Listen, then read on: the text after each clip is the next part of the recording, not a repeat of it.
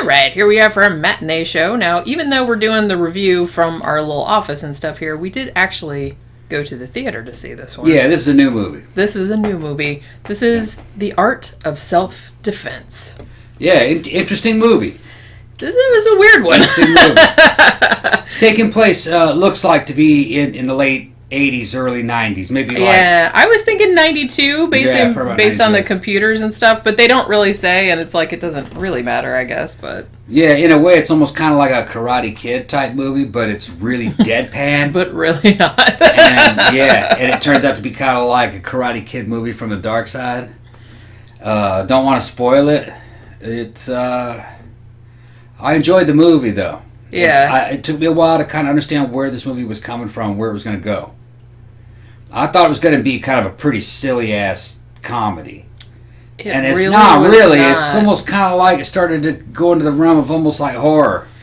It's a dark comedy for sure. It reminded me a lot, and I think it's kind of significant that it was supposedly set in like the early 90s, because it reminded me of a lot of indie movies from that time period.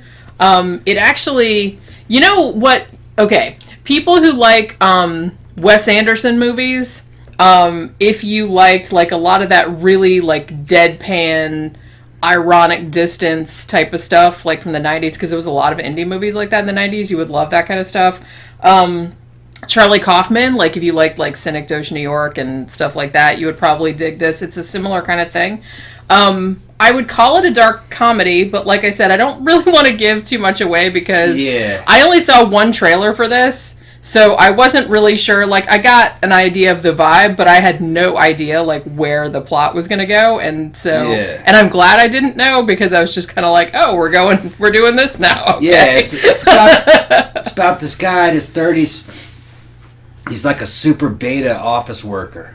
Yeah, played by Jesse Eisenberg. Yeah, I think he's like maybe 131, 32. I think he's 35. He's 35. Yeah. But he's like an accountant or something. The guy is just so weak that he's almost like a little kid. And he was walking. He was out late one night walking to get some dog food, and he gets attacked by a motorcycle gang and beat him up. So he decides that he's going to get a gun. But then he kind of chickens out from getting a gun, and instead decides to take a karate class. And he just gets into karate, gets his ass whipped, and he makes, his sensei tries to man him up, and it's a lot of weird shit happens, and one thing leads to another. I'm cracking up just thinking about it. Yeah. Yeah, it's a tale of honor. In a way. In a very strange way, yeah. Yeah. It's like I said, this is a very weird movie. Like I said, if you like a lot of those 90s, if you like Wes Anderson, if you like anything like Yorgos Lanthimos, like the guy that did The Lobster and The Favorite and stuff like that, it's a very similar kind of tone, and it almost goes like in a thriller, almost like a Fight Club direction. Like at the end, like you said, it's almost like a horror movie, but not quite. Yeah, I didn't really expect it to go where it went, and like honestly, I'm thinking about like the last part of it, like the last scene. I'm not going to spoil it or anything like that, and I'm just like, I'm internally like cracking up at how funny that fucking scene. I was just busted out laughing. And it is a karate movie.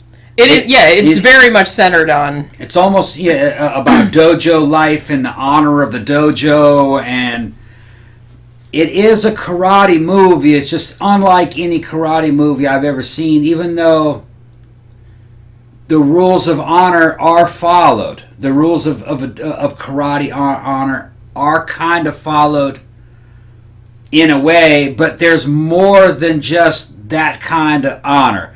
You have to see the movie. I don't want to steal the movie's thunder. It's just, if you liked Karate Kid and you like horror movies, then you should probably see this. And you like really dry sense of humor. And you like comedy. The sense of humor in this reminds me a little bit of the other one we did, that Jim Jarmusch movie, The Dead Don't Die. It's just like, there's very long scenes of like just people's facial expressions, and like everyone is just so deadpan, and it's kind of a similar type of thing. And this dude is so beta that it's uncomfortable to watch him. It's interesting because he doesn't usually play parts like this. He's usually like kind of like an over the top. Like he usually plays nerdy characters, but he's usually, I think he played like Mark Zuckerberg in the Social Network when that movie they did about Facebook. So he usually plays like these super hyper, geek type, like genius geek types. So he was kind of playing a little bit against type in this, but I think he did a really good job. Yeah. And that I don't know. It's just like that. And did you realize that the guy that's like the sensei of the dojo, that's his name is Sensei. That's the only name he's ever given him. They never give him a name. That's just his name. If you like 80s movies and 80s karate movies, this might be for you. I like those. Yeah. But this is just like a very different take on that. Yeah. Even though it still is what it is. Yeah. But not really. It just, like I said, it's hard. This is almost kind of like an artsy movie. Oh, it definitely is. It definitely is. It's not usually the kind of movie I enjoy, but the way it was done, when I came out of the theater, I was like, yeah, okay. All right. Yeah. Some of the scenes in this were so funny. And like, especially like the end, it was just kind of, the end of it is almost kind of like the punchline of like a really long involved joke. And then like when they say it like that, when the end of it happens, I just busted out laughing. And it's hard to talk about it without spoiling it. Yeah, you can't spoil it. You know what I mean? And there was a lot of nostalgia for me. There was some early 90s and late 80s motorcycles in it. Before I went off into the army, some of the dorky friends that I had that were into my stepbrother and shit, that were into fucking martial arts. Even though my stepbrother wasn't a dork, he was a taekwondo, black belt. He was a badass. I mean, that he really could whip your ass, but he could whip your ass without taekwondo. That's what kind of guy he was. Yeah. But then I had another buddy I was coming up with who was just a total dork. And kind of a wannabe that was into all that karate and ninja throwing stars and fucking 1-inch punches and shit like that. And this movie nails that culture. It's really kind of satirizing that kind of like... It satirizes it, but in a way, it's the honor of martial arts is kind of... is there. It's there. It is... Yeah, it's not shitting on the whole culture of martial arts as a whole. It's just shitting on people that take it too far or in one direction. It was just there's a problem in this one dojo. Let's just say that. Yeah, that's this one guy that was running it. Yeah, there was that that's why I said it kind of reminded me of Karate Kid. Remember the guy who ran the bad dojo? Yeah, Cobra Kai. There was a situation like that going on. Yeah. And honor had to be restored and things had to be set right. That's as far as I'm gonna go with saying about this movie. Yeah, and and you have to read in between the lines. You have to remember what you're told about the history of the dojo and this martial art and certain people's ability to do fucking crazy things with martial arts. That's what I meant about the end being like the punchline of a very long joke. Yeah. You find out that it's kind of like the 1-inch punch, but I'm not going to talk about it. Yeah, like I said, don't ruin it. But like I said, if you're really, really into... This is definitely not going to be for everybody. This is going to be very polarizing. It's kind of a weird... Like I said, it has an ironic distance, like from its characters. There's no score. Yeah. So, there's long periods of like awkward silence and stuff like that. So, but like I said, if you're into like Wes Anderson movies or any of those kind of like weird, quirky... type of indie movies, especially from the 90s and the early noughties, then I think you will probably really dig this. I thought it was hilarious. And like there was one part where I thought they were kind of like satirizing self-defense in terms of like the Second Amendment and gun rights, which they did kind of satirize it. But then in the end, not really. Yeah. It's just, you just got to give the movie time. Yeah. You give the movie time and... Yeah, this is one that I'm glad I didn't know a lot about, and then I just kind of let it unspool. Right. Because it was like, it delighted me, like the way it was, like, when it went in particular direction. I fucking hate art movies, but I liked this one. This is one I would actually own. Yeah. Because there was a lot of truism in it. Yeah. There's a lot of truisms in it. And it kind of, it took time for the truth to kind of unfold. But yeah, I enjoyed it. Yeah. I enjoyed it. I did as well. It was a pleasant surprise. Yeah. I thought it was just going to be zany from the It's trailer. definitely not zany. No. It is definitely a dark comedy. Yeah, and it did have a lot of late 80s, early 90s nostalgia feel to the set.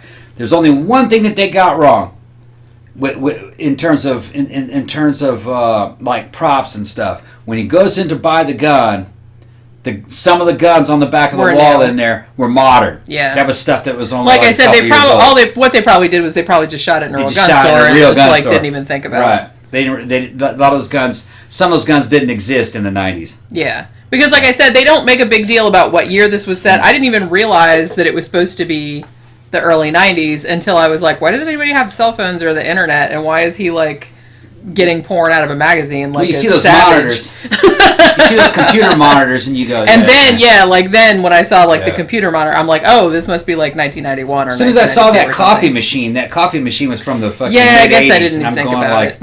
Man, I haven't seen one of those. Yeah, that was like the first scene. I owned like one of those. Coffee shop. Yeah, I owned one of those. Okay. You could get them at a local dime store, local drugstore for like $10. Yeah, because they made them all the way back into the 70s.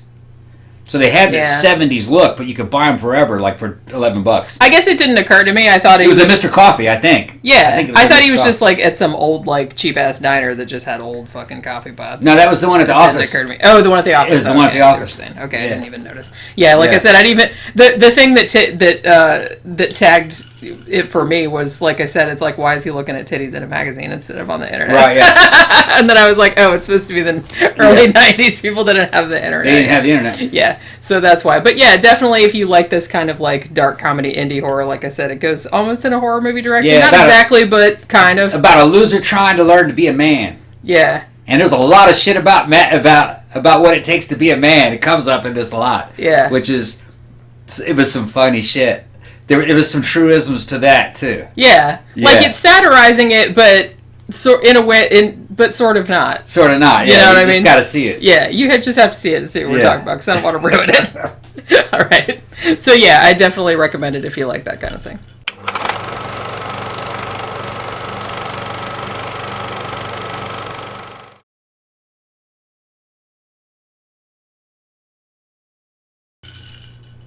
All right, our second new movie of the week was one that we actually watched on Netflix. Yeah. This was a little horror flick called Mercy Black. Yeah. Now, this movie, I don't think it got a theatrical release or anything like that, and weirdly, they kind of just dropped it on Netflix without any prior fanfare or anything like that. It was like the end of March, I think, and, just kind of showed up on there, and It's got guys in there, actors in there you'd recognize too. Yeah, Austin Emilio is in it, who most people will probably recognize as Dwight from The Walking Dead. Got the burned face on the side. Yeah, also had Janine Garofalo in it, who I hadn't seen for ages and ages. She's looking good, actually. Yeah. She was back in those movies. She was a stand-up comedian back in the 90s. Yeah. I really liked her. She was in Reality Bites and Mystery Men and a bunch of other movies. I thought it was a decent horror movie. It's a modern movie. You know what I mean? Yeah. And really, it's kind of based off. It looked like it was kind of based off that Tall Man, Slender Man. That's what it's stabbing. Called. Yeah. I didn't mind the movie. I mean, I'm getting kind of old. I like nostalgia movies. I like this new 80s nostalgia thing, the 80s and the 90s nostalgia thing that they're doing lately, because I can relate to that a lot better. Yeah. You know what I mean? I see shit that I recognize. I like it. And also, it eliminates cell phones from the movie.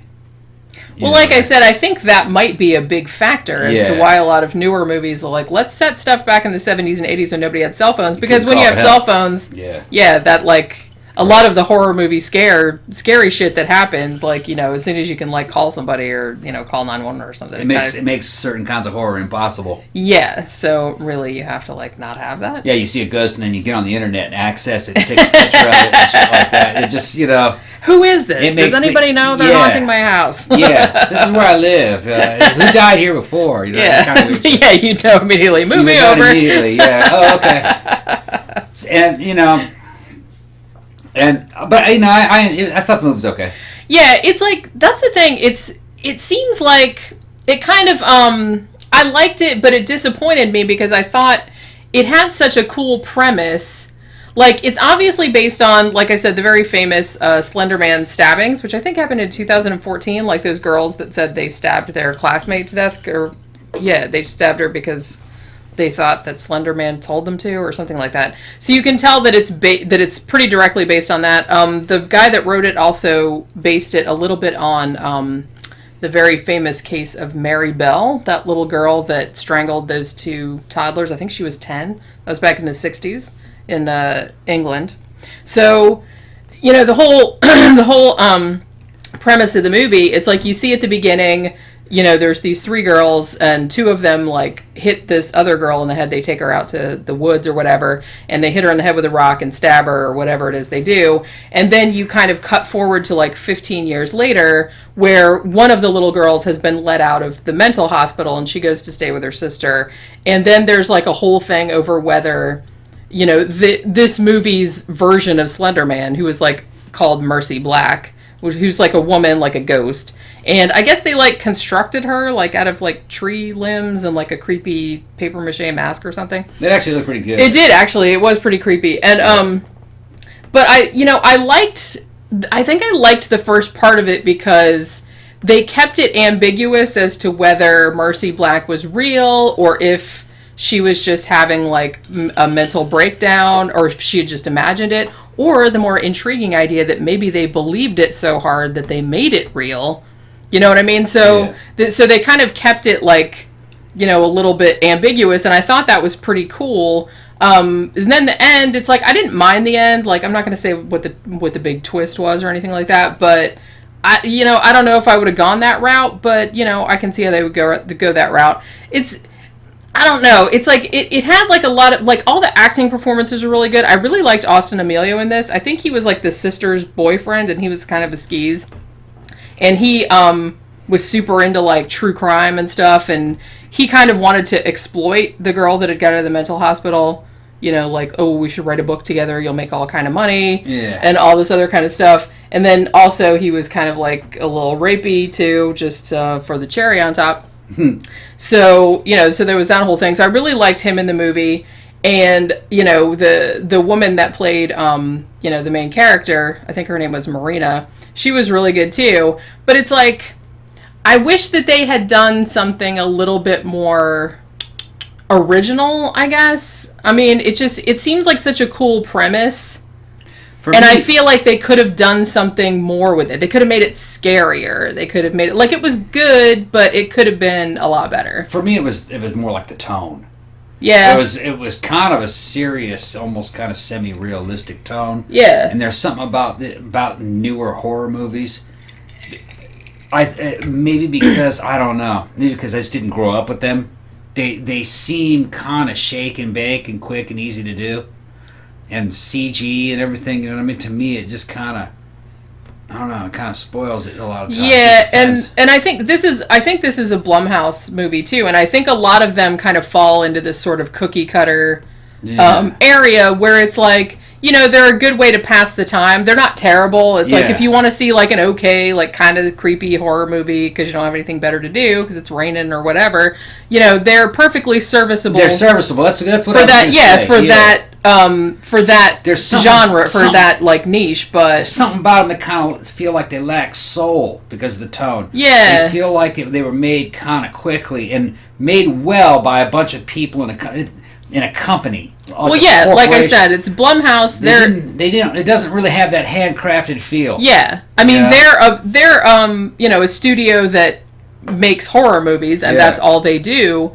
But they tend to make kind of by the book sort of horror movies. It is. You know, they're not a horror studio like. Well, I guess I was going to say A24. I think they make things other than horror movies too. But I mean, A24 are more into making, like, art house horror movies. You know what I mean? Like, they made Hereditary, they made Midsummer, they're doing The Lighthouse, they're doing, like, all these kind of, like, so they're kind of more concerned with, like, directors, like, auteur type directors and their singular vision and stuff, whereas Blumhouse seems more like the McDonald's of horror movies a little bit. I think you're kind of getting to what and like I said, and McDonald's is good sometimes too. Like, when I've been out drinking, it's like, I wouldn't mind like a fish fillet or it has a quarter pounder. Yeah, but it's like you wouldn't want it all the time, and a lot of time, if you just keep watching, it just gets kind of boring. Like I watched John Carpenter's The Thing today.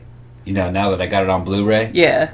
And when you look at a movie like that, and you're kind of immersed in a reality that you actually believe in, it looked real to me. Yeah. And the guys and the characters all seem like real people that you know. Honestly, that's what makes that movie. I mean, among the million other things that make that movie, but I think that's like the beating heart of that movie. Is like the characters and their interaction with each other. Yeah, and the alien monster, it doesn't look realistic today. Back in the day, it scared the crap when I was a kid. Yeah. But you look at it and you know that it's really there. Yeah. And that guys actually worked on that and made that. Yeah. And they worked real hard on it.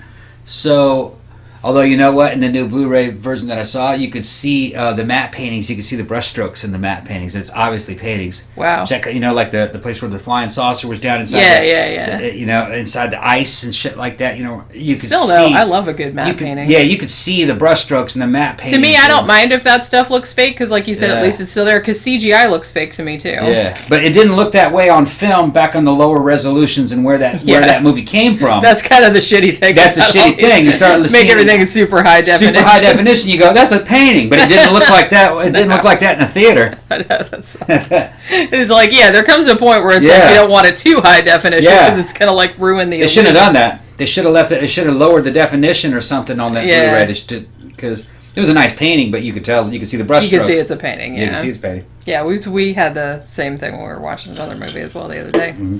But so like I said, I'm gonna say like if you have, an hour and 45 minutes to kill, you feel like watching kind of a creepy, but, not a horror movie that's going to, like, traumatize you or gross you out or anything like that, and you don't really have to, like, pay super amount of attention to, then this is a perfectly fine, workmanlike horror movie. It's, it's fine. Something with, like, the company does the Conjuring and all that.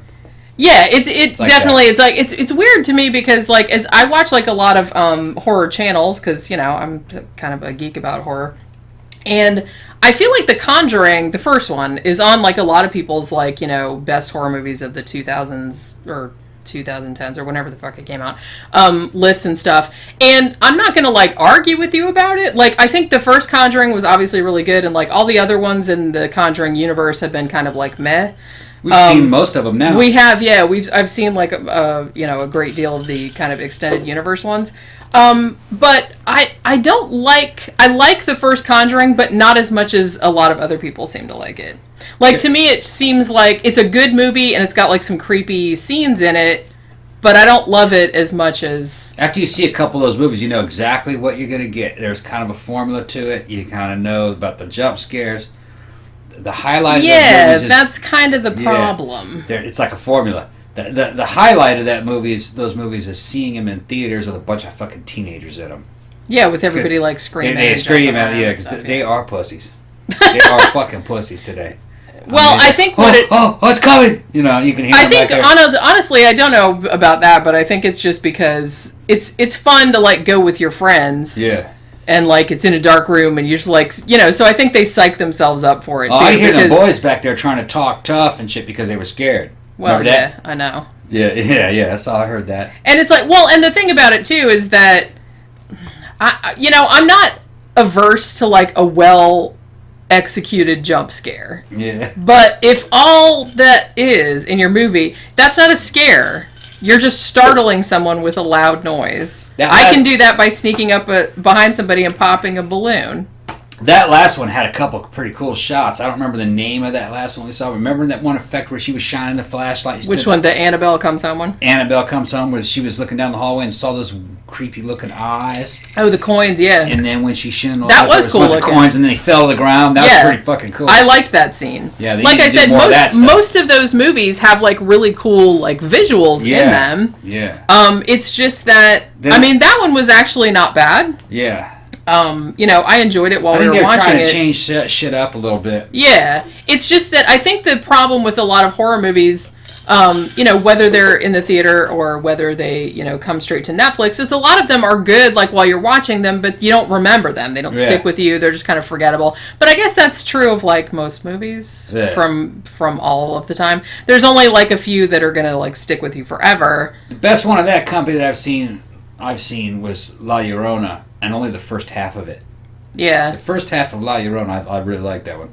I mean, then they started showing it too much. Yeah, I mean, like I said, I liked the first Conjuring movie. It's just that I wouldn't, like, put it in my best ones of that decade. Yeah. Because there were a lot of, and that's me, it's like, if other people were, that's like, no, I'm not going to shit on you for that.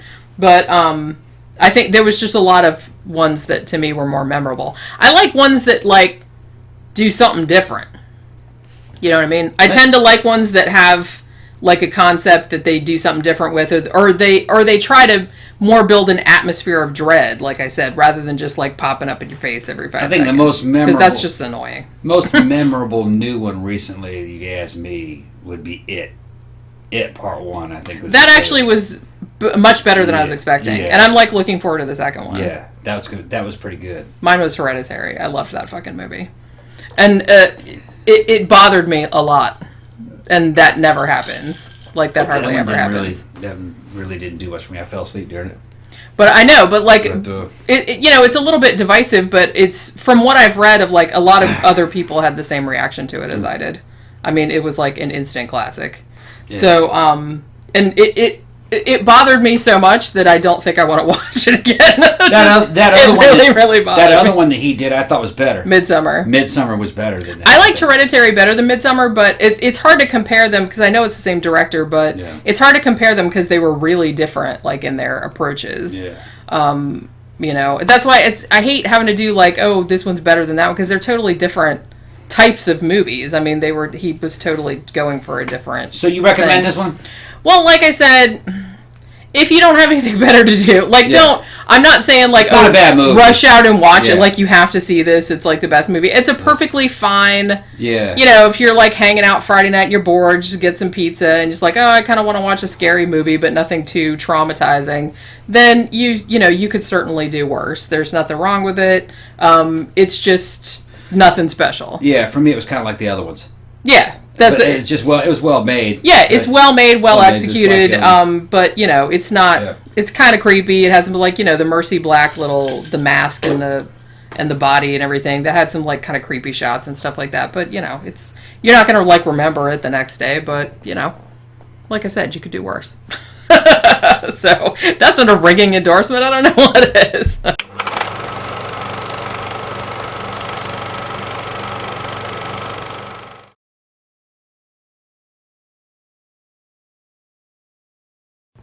Okay, here we are with our third movie for our matinee show, and we also went to the theater to see this one, and it was Quentin Tarantino's latest film, Once Upon a Time in Hollywood. Yeah, I'll tell you what, this is a masterpiece.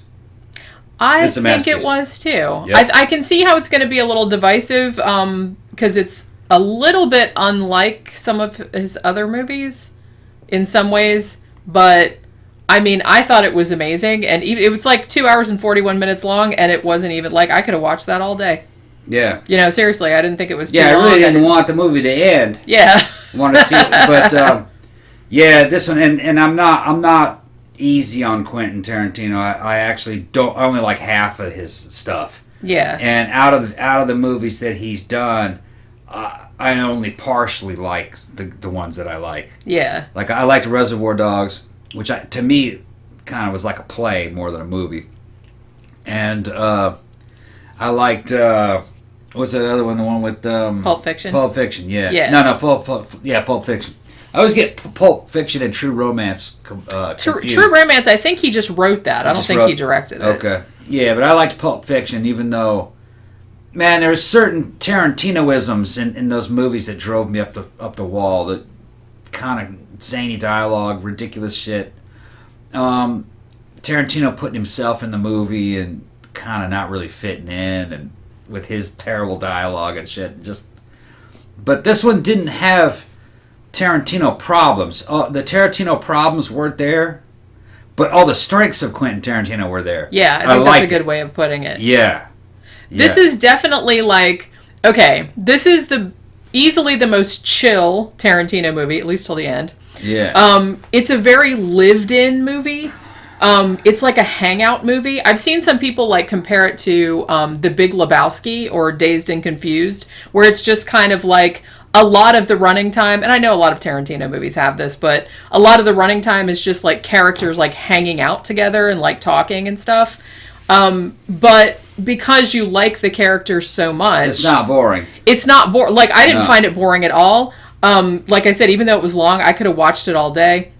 I mean, especially the interaction between the two main characters, Brad Pitt and Leonardo DiCaprio, who were playing, Cliff Booth, who was a stuntman, that was Brad Pitt, and Leonardo DiCaprio was playing Rick Dalton, who was like a fading TV Western star. And like their friendship, like as you watch the movie, it felt like they had been friends forever. Like you could really feel the weight of the history that they had with each other. The theme of the movie is basically kind of like friendship and loyalty between bros, really. That was kind of the emotional core. Yeah, this is the ultimate fucking bromance movie in a way. And you have a lot of really cool elements in this story that really make it. Like the stuntman is a war hero who's like injured. He's all scarred up and shit. Played by Brad Pitt, and he's a truly heroic guy. But he's got a past too, and it's a very like realistic kind of situation. And his loyalty to the guy that he works for, who's this actor, it's awesome. It's just awesome, and they're just talking about, well,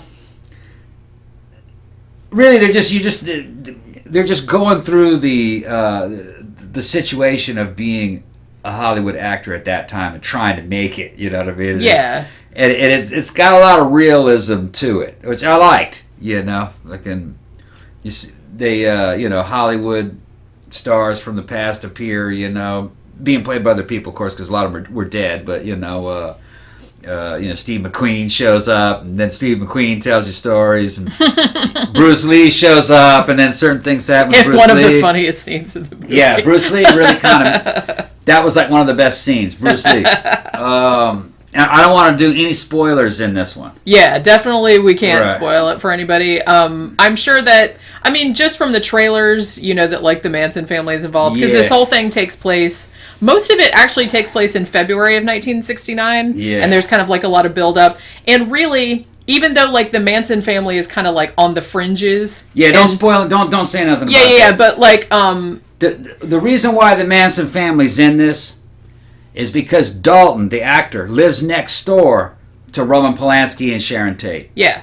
All right, on the night. Which, like I said, that's not a spoiler because that was in the trailer. That's not a spoiler. That was in the trailer. That's in there. You're going to see Sharon Tate and everything. They just, and each of these actors that kind of, they give them their own kind of backgrounds in the stories, what's going on in this year and what led up to that night, and really, the movie kind of ends on what happened that night. If you know history, you know what happened.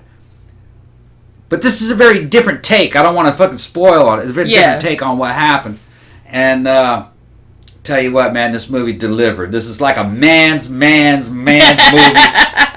There's a fucking tons of bro shit going on in it. And it ends up being very satisfying because the audience gets to see what they want to see, and it's just a very special movie. I should tell you, it's like at the end of this movie, and this is not a spoiler, but at the end of this movie, everybody in the theater went ape shit. Yeah, they were clapping. And then like after the movie was over, everyone applauded. Yeah, they were. Yeah, and it was almost full. The theater was almost full. This one so far is, in my humble but yet informed opinion about Quentin Tarantino movies, this is his Kubrick moment. This is a fucking this is his version of The Shining. It's a fucking masterpiece.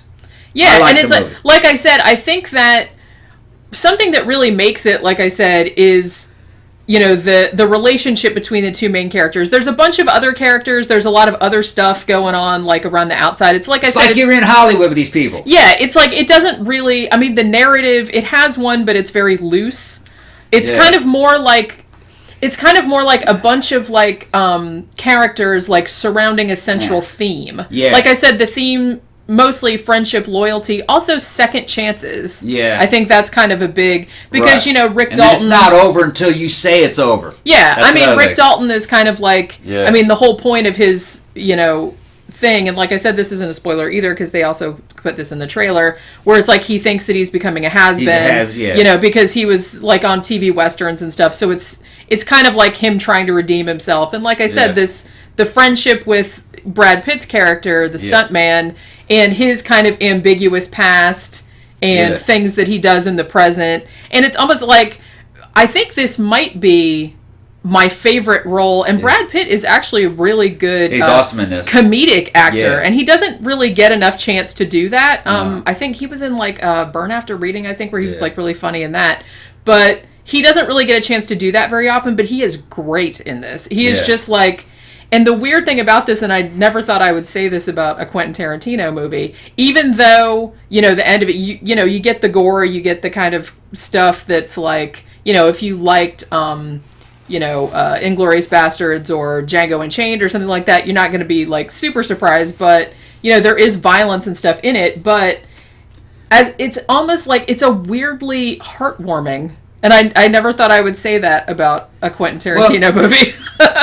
It's sweet. It's a sweet movie. Well, the characters are all really good, real strong characters. Yeah. Even the villains in this are kind of strong in the way they're very believable. Yeah. And you know exactly what they're talking about, especially when we're talking about the Manson family and stuff.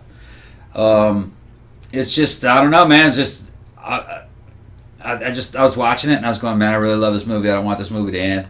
Yeah, I just wanted it to keep going. Even it's like, this is the kind of movie, and I can see how this is going to be divisive. It's like some people might think, oh, it's so boring, blah, blah, blah. Like, I can see some people saying, movie. I did not find it boring at all. Like I said, I could just watch, like, Brad Pitt driving around in a car in his like Coupe de Ville or whatever it was, like listening to shit on the radio, picking up girls. I could watch that all day long just because the characters that they established were just so good. And it's like, there's scenes where they're just like hanging out, drinking beer, watching TV, you know what I mean? It's talking like, to the dog and like talking to the dog, and it was great. It's like and that's what I mean, it just seemed like this lived in experience, and it seemed not only like you were back in 1969, but you were their friends. It felt like you were their friends, and this also seemed paced very much like a movie from back then. You could almost believe that this was made in 1969. You could almost believe that. Just from the way it looked. I'm not sure what film stock he shot it on, but it looked very much like a movie of that era. I mean, all the shit they did, like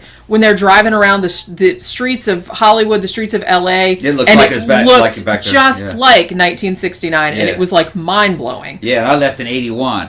Yeah, and some of those places I recognize, like the old Der Wiener Schnitzel and stuff like that. That was all still there. I was going, I remember that. The way the inside of the Mexican restaurants looked like back then, they look just like that. And he said you could almost smell it. I could smell it. As soon as I saw the inside of that Mexican restaurant, I grew up in that kind of shit. As soon as I saw that California Mexican restaurant, I could smell it. I got hit by the smell of damn fresh deep fried tortilla shells and beer. Yeah. Yeah, 'cause that's what they smelled like. It was like that, and it's just like, I mean, this has some of the like trademark Tarantino stuff. It's like, there's trailers for like, obscure movies from back then, and like posters and stuff like that. Some of them are real, some of them are fictional. Like some of the brands, are not real, like the dog food. That was like hilarious. But it's just every detail in this is just so meticulously realized. But it's also kind of, like I said, it's realistic, but it's also kind of like a fairy tale, which is, I think, why he called it Once Upon a Time in Hollywood. Yeah. I mean, other than hearkening back to Once Upon a Time in the West, well, he's telling you, essentially a Western. I'm watching the movie, and it seems kind of like a fictionalized historical movie. Yeah, that's what it is. With a couple of new characters kind of inserted into it. Yeah. Then, towards the end, it almost kind of goes fantasy. Yeah. But it's the fantasy that you wanted to see. Yeah. It's the way you so Tarantino's giving you the ending you want. Yeah. Which I like that. Well, and he's also making like a larger point too, and I can't really say what that is, like without spoiling it, but he is making a larger like thematic point with what he did with the end of the movie. You know what I mean? That has to do with like the character arcs of like the main characters. It's to me, it's a masterpiece. This is Tarantino's best movie, and it is one of the best movies I've seen. I'm going to say that. It's really good. I mean, the more I thought about it, because we saw it like late last night, and the more I thought about it today, the more I want to like see it again. Yeah, I want to see it again. I want to own it. You know what I mean? Yeah. It's like it'd almost be worth seeing it again on the big screen, because it was just like so, all the detail, and it was just like such a richly detailed, like, and I just liked all the characters. Yeah, it's like all of them were like, even the villains, like you said, were like still likable or compelling, right? Enough that you were just so invested in them that you could just watch them like hang out or drive around or something like that. Yeah. And it was just like that. And certain things are not kind of what's a good way to put it? Things are put in the proper perspective. Like, the average person might be freaked out by the Manson family, but a fucking war hero wasn't freaked out by the Manson family. You just have to see, he had his own view of them. You just have to see, I mean, he didn't know who they were. He knew who they were, but because no one knew who they were back then. It didn't matter to him, though. Yeah, it didn't matter. He wasn't going to be like intimidated. Yeah, he wasn't intimidated. Yeah. So, and he wasn't. Well, I didn't want to say he wasn't even intimidated by Bruce Lee. Yeah, that's I'm no more spoilers. That was one of the funniest scenes in the movie. Yeah. I mean, other than the last part, which was just like fucked up and hilarious, and like I said, the whole theater just went apeshit. Yeah. But it's just. It's like I said, it's fucked up, but it's hilarious. Tarantino telling you his Hollywood story. That's what this is. That's exactly what this is, and it's a mythology, but based in reality. But based in reality, like I said, and it's not as over the top as some of his other ones. No. Like, Inglourious Basterds was kind of over the top. Django Unchained was a little bit over the top, but this one. The end is kind of over the top, but not really. Not that over the top. It's not really that over the top. That could definitely happen. Yeah. Oh, for sure. And but like I said, everything leading up to that is just like this wonderful, like chill kind of languid sort of journey with these people that you like, and you feel like you get to know them. And I walked out of there fucking feeling very satisfied, because it had the ending, an ending that I was satisfied with as a good ending. Yeah. And the characters that you liked, it all turned out the way it really kind of should have turned out. Yeah. So it was, and like I said, that's a good way of putting it. It's a very satisfying movie. I'm like, you could actually make a sequel to this. You could, yeah. You could. Although in some ways, I think it's better to leave it to like everyone's imagination. Of what would happen imagine what would have happened next. Right. Yeah. You know what I mean? So I think that's kind of cool, because you can like imagine the way it is. But yeah, I mean, if you like Tarantino and you've seen all of his other movies, if you don't like Tarantino, even if you don't like Tarantino, you might like it too, because I think a lot of his like affectations are definitely like toned way down in this one. But like you said, all of his strengths are really like he's playing on his strengths, and he's kind of toning down his weaknesses. I think have kind of vanished. Yeah, really, the things that some people find annoying that I didn't like about him weren't there in this movie. Yeah, which I think it was an awesome decision. Some might say, well, that's going to make it more like a conventional movie.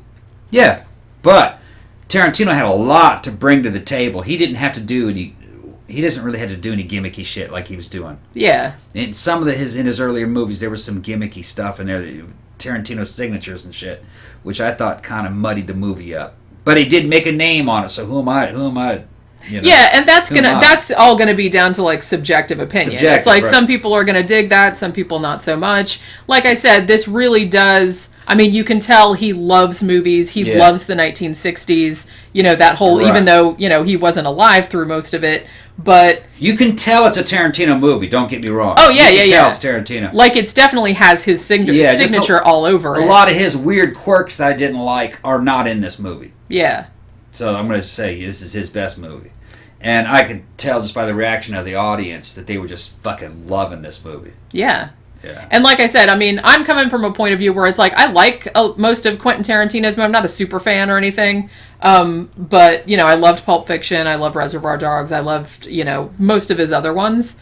So, I'm just coming in from like an ambivalent, I'll just take it or leave it kind of thing. But I ended up like loving it. And like I said, I was just like watching, I was just riveted. Like I gotta take it back though. In the trailer they showed him with the flamethrower saying who ordered fried sauerkraut and all that. That was a Tarantino moment. That was a zany fucking moment. Well, and that was told in the context of the movie that guy was making. Yeah. That wasn't what actually happened in real life. That was taken from a scene that he was in that character made in a movie, in this movie. And that was also... in this movie is making other movies. And that was also kind of like a winking reference back to Inglourious Basterds.